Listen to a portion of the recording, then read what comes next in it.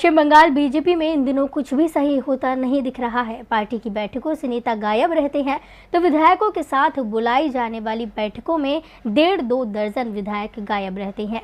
कार्यकर्ता तो इतने नाराज हैं कि वो टीएमसी में शामिल होने की कोशिश कर रहे हैं। इसके लिए टीएमसी दफ्तर के बाहर बीजेपी के कार्यकर्ता धरना दे रहे हैं।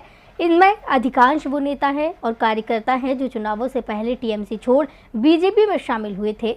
अब एक नया मामला सामने आया है जिसने बीजेपी की चिंता बढ़ा दी है। देखिए ये रिपोर्ट। पश्चिम बंगाल विधानसभा चुनावों में हार को लेकर बीजेपी में मंथन चल रहा है। चुनावों के दौरान भी बीजेपी में कलह मची हुई थी क्योंकि टिकट वितरण के समय पार्टी के पुराने कार्यकर्ताओं की जगह टीएमसी से कुछ दिनों पहले ही बीजेपी में शामिल हुए नेताओं को अधिकांश टिकट दे दिए गए। दूसरे दलों के नेताओं को टिकट देने के मामले में बीजेपी की हड़बड़ी को इसी बात से समझ सकते हैं कि पार्टी ने ऐसे लोगों को भी टिकट दे दिया था जो कांग्रेस और टीएमसी में शामिल थे और टिकट का ऐलान होते समय वो अपनी अपनी पार्टी के प्रचार में जुटे थे।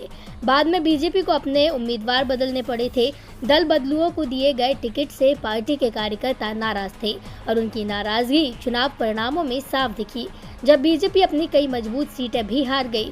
चुनाव परिणाम के बाद बीजेपी के वरिष्ठ नेता तथागत रॉय ने कहा था कि बीजेपी ने टीएमसी के लोगों को टिकट देकर अपनी हार तय कर ली है।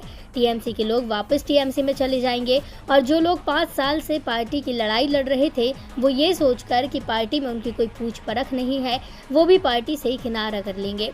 पश्चिम बंगाल में बीजेपी के खात्मे की शुरुआत हो चुकी है। तथागत रॉय के बयान को भले ही पार्टी ने खारिज कर दिया हो लेकिन रॉय सच साबित होते दिख रहे हैं। टीएमसी से बीजेपी में आए नेता अब वापस टीएमसी में जाने की कोशिश कर रहे हैं। टीएमसी के नेताओं से वो लगातार मिल रहे हैं। मुगल रॉय की टीएमसी में वापसी के बाद ये घर वापसी और तेज हो गई है। अब ताज़ा मामला बंगाल के वीरभूम जिले का है जहां 300 बीजेपी कार्यकर्ता टीएमसी में वापस लौट गए। टीएमसी में वापसी के लिए इन लोगों ने पार्टी दफ्तर के बाहर भी धरना दिया क्योंकि ममता बनर्जी ऐसे लोगों को पार्टी में शामिल करने से मना कर चुकी थी जो चुनावों से ठीक पहले टीएमसी छोड़ गए थे। लेकिन जब इन बीजेपी कार्यकर्ताओं ने धरना शुरू किया तो पार्टी को अपने फैसले पर विचार करना पड़ा।